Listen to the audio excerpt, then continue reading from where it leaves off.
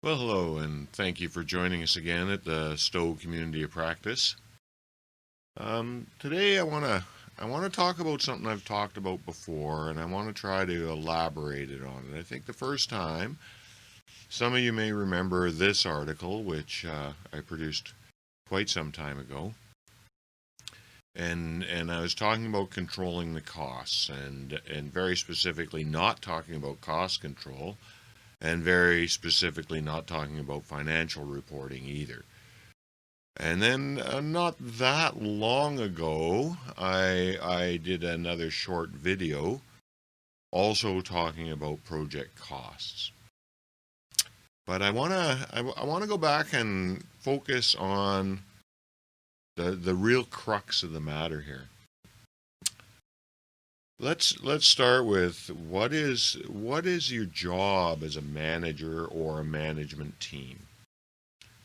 And I would argue quite strongly that your job is to act like an owner and conduct business like an owner. And the reason I'm putting that up front is because that brings us back to basic business education. And the fact that as a manager, not necessarily even turnaround manager, if you are managing for somebody, that somebody has the right to be expecting their managers to quite literally act like owners. So, how that ties in with this is the very tenements of basic business management is to know and understand your variable costs of business and to know and understand your fixed cost of business. The balance between those two things can change from time to time, and it's always a danger to become complacent year on year, thinking you fully understand something without, at least putting your hands on it and seeing whether or not conditions have changed. So when I talk about variable cost of business, do people understand what we're talking about there? Do people understand the difference between a variable cost and a fixed cost? So for instance, here's a question for everybody out there, both whether you're in turnaround management or facility management or work management or PMBOK management. Just one simple question. Is labor cost a variable cost of business? And to all of you that said yes, we're gonna have to recommend that you're gonna need to do a little bit more studying. Labor costs, at least as far as we would be concerned at the turnaround management level or facility management level, labor costs are a fixed cost. I'm using this example because of the almost uncountable number of hours I've seen various different shutdown turnaround teams that I've worked on over the years waste on this matter. Now, admittedly, if you're part of a big corporation, way up at the top of your procurement food chain, there's probably enough clout to insist on certain concessions from providers of one sort or another. Those types of things should not be even entering the mind of a turnaround manager or a turnaround management team. That's not your job. That's not what we do. That is, for all intents purposes, labor is a fixed cost. So, I'm going to state the obvious here. I did it in that written paper that I published, and I think I may have done it in the previous video as well. Fixed costs are fixed. Once you've defined these costs are fixed, these costs are variable, you've also defined the sandbox within which you are going to focus yours and your team's energies in order to drive results for the client. Thinking like an owner. Controlling your variable costs of doing business. So, if I've taken labor costs off the table, and so many people love to whine and complain about labor costs, sometimes I wonder if they realize that from another perspective, they are the labor cost, and somebody's whining and complaining about their cost too. But that's another subject for another day. The translating business speak back into what's more commonly used in our world, the vast majority of your variable costs of doing business in a brownfield project are tied up in what we commonly refer to as indirect costs.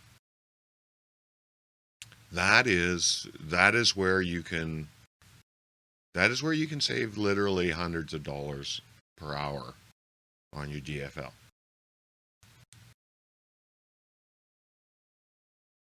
So when we're talking about indirect costs, in your facility, or the facilities you're familiar with anyway, do you also then use a term shared cost or something similar? Becomes a big headbutting issue between the turnaround team and various other project management teams. If you have a bucket called shared costs, then already you're not setting up your project management structure in a way that's best going to help you along the path to execution excellence. Because if you're talking about shared costs, you're also talking about multiple teams. And when you're talking about multiple teams, you're coming all the way back to what I was just talking about, the indirect costs, which amount to better than 80% of our variable costs of doing business in this game. So indirect costs can be quite broad, but they will include things like the payroll administration for your contractors. They will involve things like health and safety for your contractors. They will involve things like provisioning and lunch rooms and facilities for your contractors. And on top of that, most clients really, really want to see a very quick turnaround on financials. And in order to do quick turnaround on financials, you have to have an adequate administration team to do that. So I'm used to 24 hours being an expectation. And a 24-hour turnaround on financials does mean in any kind of a, meaningful size show, you are definitely going to have that administration crew on site. So now what happens if you start having multiple management teams? If you haven't been able to drive to, what we talk about quite a lot in the community of practice is single leadership to facilitate best-in-class results, particularly best-in-class results when it comes to costs, direct field labor costs. So again, driving down direct field labor costs is all about getting rid of indirects. So back to my original question. If you're going to allow multiple management teams to do their own thing, and if you're telling me that you have something called shared costs that becomes a big issue at the end of every one of your projects, then I'm telling you, you are doing multiple management teams. You wouldn't have that category of cost division if you didn't do it that way. So what I've seen many, many times, and it's absolutely heartbreaking for any manager that actually understands how costs are controlled. It's heartbreaking when, purely for the sake of call it ego protectionism, the leadership team tolerates this fractured management style where, you know, the O&M team has a turnaround manager, but the projects team does their own thing, and the engineering capital team does their own thing. And each of these people want to have their own contractors. So let's just say there's three, right? And both the engineering team and the expansion teams are going to have their own general contractors. Well, each of those general contractors is going to have their own admin. Each of those general contractors is going to have their own health and safety, right? And so on and so forth. Back to indirects. Back to variable costs. How do you achieve direct field labor costs in the sub $200 an hour range in the Western Canadian area? You can do it if you're willing to go with single leadership models. And if senior leadership is willing to step in and enforce the program. Like in my 4 decades, well, actually, let me tell you it this way, because this is actually a funnier story for people that know where this goes. When I first started getting, coming out of operations and being more involved in the actual management of projects, I was given a piece of advice by one of the older hands that had been doing this for a while, when it had to do with how you're putting your estimates together. And he was suggesting, and he'd been around for quite a long time, and he wasn't making stuff up. It was based on years of watching how that place did business. He was suggesting that 68% of the total project cost would be in indirects.